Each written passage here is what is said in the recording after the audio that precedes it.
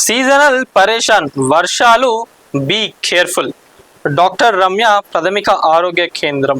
Doctor Ramya గారు ఏం చెప్తున్నారు ఇక్కడ మన జహీరాబాద్ నేటి దాత్రి. ఇప్పుడు కొంతమంది డాక్టర్లు ఏంటంటే, అంటే నేను అందరు డాక్టర్ల గురించి మాట్లాడతలేను, కొంతమంది మంచిగా ట్రీట్ చేసేటోళ్ళు ఉంటారు, తక్కువ ఛార్జ్ తీసుకొని చేసేటోళ్ళు ఉంటారు. ఇక సీజనల్ వ్యాధులు, వర్షాకాలం ఇవన్నీ వచ్చినాయి అనుకోండి, కొంతమంది బడా బడా హాస్పిటల్స్కి పండగే. ఇక ఎక్కడ లేని ఆనందం. ఇక వాళ్ళ ట్రిప్పులు గిప్పులు ఏవైతున్నాయో అన్ని క్యాన్సిల్ చేసేసుకొని వచ్చి హాస్పిటల్లో కూర్చుంటారు. ఆ వ్యాధి వచ్చింది, ఇది వచ్చింది అని చెప్పి అడ్డగోలు వేసేస్తారు.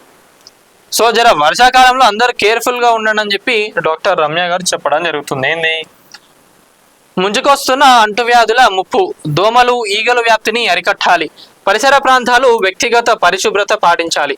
మురికి నీరు నిల్వ లేకుండా జాగ్రత్తలు తీసుకోవాలి.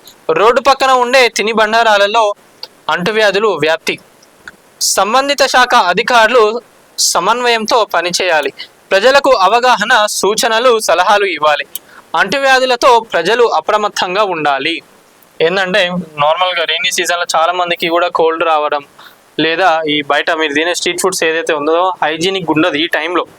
జనరల్గా మీరు సమ్మర్ సీజన్లో చూసుకుంటే అదంతా వేరే. ఇక్కడ ఏంటంటే వాటర్కి ఈగలు రావడం, దోమలు రావడం, అవన్నీ తీసుకెళ్ళి ఆ ఫుడ్ పైన పడడం, దానివల్ల స్ప్రెడ్ అవ్వడానికి ఈజీగా ఉంటుంది ఛాన్స్. సో అందుకే జర ప్రతి ఒక్కరు కూడా అప్రమత్తంగా ఉండండి. ఎందుకంటే వన్స్ మీరు ఒక్కసారి మీకు ఇంత ఫీవర్ అంటుకున్నా కూడా మెడికల్ ఎక్స్పెన్సెస్ ఈరోజు చూసుకున్నట్లయితే ఆకాశాన్ని అంటుతున్నాయి. మరి చాలామంది కూడా కొంతమంది పెట్టుకోలేరు. మరి వాటికి బారిన పడకుండా ఉండాలంటే జర మీరు కూడా సేఫ్గా ఉండాలి. మాస్కులు పెట్టుకోండి, కొంచెం హైజీనిక్ మెయింటైన్ చేయండి.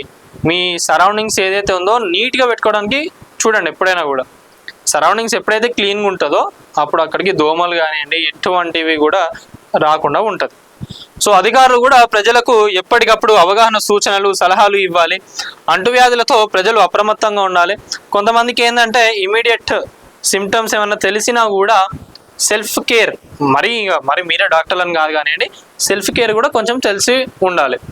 ఇవన్నీ కూడా జర తెలుసుకోండి. ఎందుకంటే ఒక్కసారి మీకు డెంగ్యూ కానివ్వండి ఏమన్నా రోగాలు వచ్చినా మళ్ళా ఇప్పుడు మనం చూసుకున్నట్లయితే చాలామందికి ఇమ్యూన్ పవర్ కూడా తక్కువ ఉంది, దానివల్ల ఇంకా ఎక్కువ ఎఫెక్ట్ అయ్యే ఛాన్సెస్ ఉంటాయి. సో ఈ బారిన అన్ని పడకుండా జాగ్రత్తగా ఉండండి.